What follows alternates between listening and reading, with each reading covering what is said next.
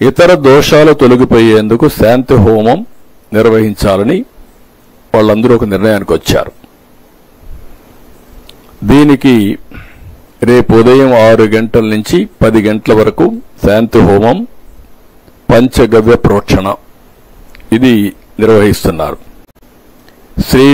శ్రీవారి ఆలయంలో బంగారు బావి వద్ద గల యాగశాలలో శాంతి హోమం ఒక పూట నిర్వహిస్తూ వాస్తు పంచగవ్య ప్రోక్షణ చేపట్టి గోవు పాలు, గోమూత్రం, గోవు నెయ్యి, గోవు పెరుగు, గోవు పేడతో ఆరాధన చేసి ఆలయంలో అక్కడుండే దీంతో పాటు ఇతర ప్రాంతాల్లో ప్రోక్షణ గావిస్తే శుద్ధి అవుతుందని ఆగమ సలహా మండలి నిర్ణయించారు.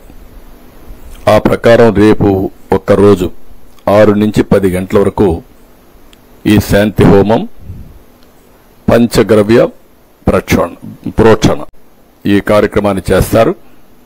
అదే మరిగా అన్ని టెంపుల్స్ లో కూడా ఎండోమెంట్స్ మినిస్టర్ గారు ఇక్కడే ఉన్నారు. ఒక సాంప్రదాయం ప్రకారం వాళ్ళ ఆగమ శాస్త్రం ప్రకారం ఆ టెంపుల్స్ లో కూడా ఎప్పటికప్పుడు ఎలాంటి యాగాలు చేస్తారు. ఒకవేళ ఎవరైనా గానీ అక్కడ కూడా చేయకపోయి ఉంటే అవన్నీ కూడా చేసి పవిత్రతను కాపాడే విధంగా అన్ని టెంపుల్స్ లో చేయమంటున్నాం. అన్ని టెంపుల్స్ లో కూడా ఒకసారి వెరిఫై చేసుకుని మనం వాడే ముడి సరుకులన్నీ కరెక్ట్ గా ఉన్నాయా లేదా చూసుకొని అన్ని చర్యలు తీసుకోవాలని చెప్పి మినిస్టర్ గారికి నిన్న మొన్న ఆదేశాలు ఇచ్చాం. ఆయన కూడా వర్కౌట్ చేస్తున్నాడు. ఆయన వర్కౌట్ చేసి అన్ని టెంపుల్స్ కూడా ఈ సాంప్రదాయాలు కంప్లీట్ చేస్తాం. రెండోది, ఒక ఐజీ స్థాయి ఆఫీసర్ ఆధ్వర్యంలో ఐజీ అండ్ అబౌవ్ ఒక సిట్ వేస్తాం, స్పెషల్ ఇన్వెస్టిగేషన్ టీమ్. ఈ స్పెషల్ ఇన్వెస్టిగేషన్ టీం మొత్తం ఇవన్నీ కూడా దర్యాప్తు చేసి కారణాలు, జరిగిన అపవిత్రం, మిస్యూజ్ ఆఫ్ పవర్ ఇవన్నీ కూడా అనలైజ్. ఇంకొక పక్కన ఏ ప్రార్థనా మందిరాల్లో గాని ఒక మతం అని కాదు, అక్కడంతా కూడా ఆ మతం వాళ్లే ఉండాలి, ఆ మతం వాళ్లే మేనేజ్మెంట్ మీద ఉండాలి, ఆ మతం మీద నమ్మకం ఉండేవాళ్లే ఆ మేనేజ్మెంట్ ఇష్యూస్ అన్ని హ్యాండిల్ చేయాలి.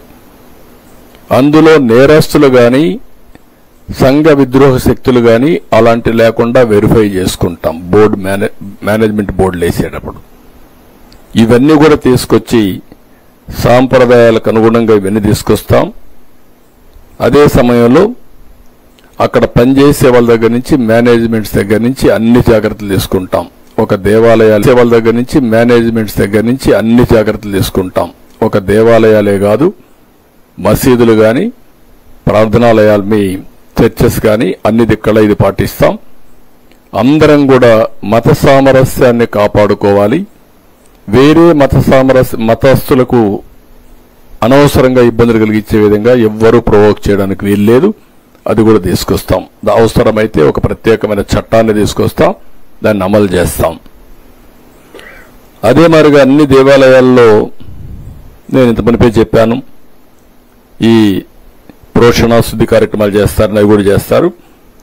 ఇంకొక పక్కన మొత్తం దేవాలయాల నిర్వహణపై గౌరవించే విధంగా అంటాం, ఒక ప్రత్యేకమైన గుర్తింపు, గౌరవం మహిళలు కూడా ఇచ్చే విధంగా కొన్ని యాక్షన్లు తీసుకుంటాం. ఇవన్నీ తీసుకొని రేపటి నుంచి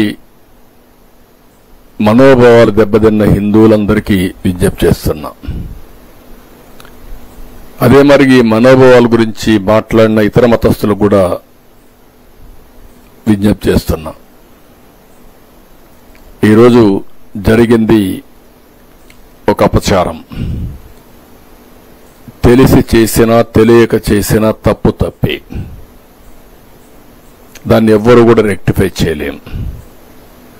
ఏదైతే ఈ టెంపుల్స్ లో వెంకటేశ్వర స్వామి టెంపుల్ అన్నింటికంటే, చాలా టెంపుల్స్ ఉన్నాయి మన దగ్గర, అన్నింటికంటే ఒక పెద్ద టెంపుల్, అందరూ కూడా ఆరాధించే దేవుడుండే టెంపుల్, దీని మీద ప్రత్యేక శ్రద్ధ పెట్టవలసిన సమయంలో గత పాలకుల నిర్లక్ష్యం వల్ల, నిర్లక్ష్యమే కాదు అధికార దుర్వినియోగం వల్ల అడుగడుగునా సెంటిమెంట్స్ దెబ్బతింటూ వచ్చాయి.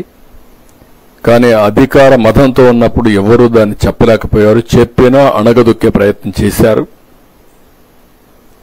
అలాంటి ప్రయత్నాలు చేసి ఇష్టానుసారంగా దాన్ని ఒక వ్యాపార సంస్థగా, రాజకీయ పునరావాస కేంద్రంగా వీళ్ళకు కావలసిన పనులు చేయించుకోవడానికి ఉపయోగించుకునే పరిస్థితికి వచ్చారు. దానివల్లనే ఈరోజు జరిగి ఈ పరిస్థితికి వచ్చింది. చాలా మంది నా దగ్గరికి వచ్చి బాధపడ్డారు, ఆవేదన చెందారు. నేను అపోజిషన్లో ఉంటే చెప్పారు. ఒక విధంగా కాదు, జరిగిన అపచారాలన్నీ. ఏదైనా మళ్ళీ మీ మనోభావాలను కాపాడే బాధ్యత భగవంతుడి తరపున మేము తీసుకుంటున్నాం, కాపాడతాం. భవిష్యత్తులో ఇలాంటివి ఏవి పునరావృతం కాకుండా ముందుకు తీసుకుపోయే విధంగా కార్యక్రమాలు చేపడతాం.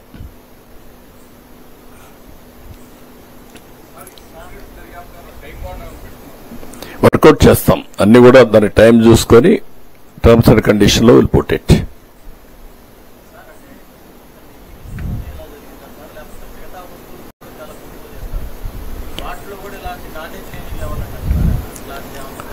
చాలా ఒకటి రెండు కాదు, దేవునికి అపచారం చేయాలని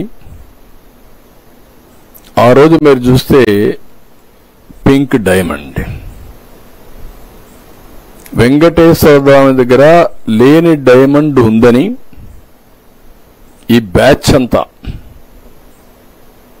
మా ఇల్లు రైడ్ చేయాలి అని చెప్పితే, ఇది వెంకటేశ్వర స్వామికి పరువుకు సంబంధించిన విషయం, క్రెడిబుల్కి విశ్వసనీయతకు సంబంధించిన విషయం అని ఆ రోజు 100 కోట్ల రూపాయలకు పరువు నష్టం దావా వేస్తే, వీళ్ళు ప్రభుత్వం వస్తానే పింక్ డైమండ్ లేదు కాబట్టి మేము కేసు విత్డ్రా చేసుకునే పరిస్థితికి వచ్చారు. అది ప్రైవేట్ కేసు ఉంది. అంటే ఎంత అప్రతిష్ట అండి ఇది! బాధ్యత లేదా మీకు? అంటే మీరు ఏమి చేసినా జరిగిపోతుందని మీకు ఒక ధీమానా, లేకుంటే గర్వమా, లేకుంటే మేము ఎవడూ ఏమీ చేయలేడు, మేము అతీతులమనే ఇదే మీకు అహంభావమా? ఏమనుకుంటున్నారు మీరు? సమాధానం చెప్పమంటున్నా వీటన్నిటికీ. ఇలాంటి ఒకటి రెండు కాదు, చాలా ఇష్టానుసారంగా చేశారు. అక్కడ వేసిన వ్యక్తులు కూడా వీళ్ళకు ఎంత దరిద్రంగా తయారైపోయారంటే, దరిద్రంగా తయారైపోయి చాలా మంది తిరుమలకు రావాలంటేనే ఇష్టం లేకుండా నిలిచిపోయే పరిస్థితికి వచ్చారు. దేవుని మీద ఇష్టం ఉంది కానీ అక్కడ పోతే ఈ అపవిత్రం చూడలేము, భరించలేమని రావడం మానేసి ఇంట్లోనే దేవునికి పూజ చేసుకునే పరిస్థితికి వచ్చారు. అలాంటి పరిస్థితులు క్రియేట్ చేశారు. అవన్నీ ఇప్పుడు చక్కదిద్దాం. ఒక పద్ధతి ప్రకారం మేనేజ్మెంట్ ఉంటుంది. అన్ని కార్యక్రమాలు కూడా నిర్వహిస్తాం అదే పందాలు.